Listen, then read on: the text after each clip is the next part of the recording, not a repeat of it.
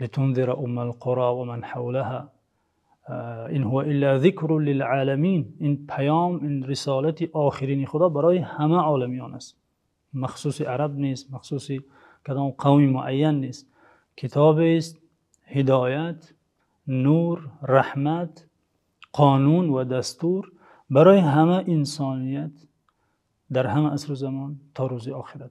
خداوند عزوجل در سوره انعام در شأن این کتاب آیه دارد، فرموده قد جاءكم بصائر من ربكم فمن ابصر فلنفسه ومن عمي فعليها وما انا عليكم بحفیظ.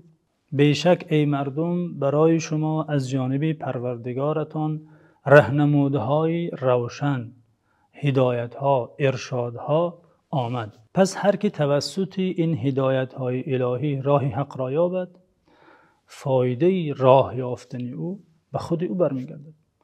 و هر کی نادیده شود، کور شود، میگوید آیت و من عمیه، هر کی نادیده گیرد، راه حق را نبیند، این هدایت های قرآن را در خود، در زندگی خود استفاده نکند، به قرآن رو نآرد، بلکه با راهنمودهای دیگری که بر خلاف قرآن است زندگی کند، فعلیها، پس زیان راه گم کردن او به خود او برمیگردد. مالک ابن دینار، یکی از بزرگان پیشینیان اسلام، گفته ان القرآن ربیع المؤمن کما ان الغیث ربیع الارض.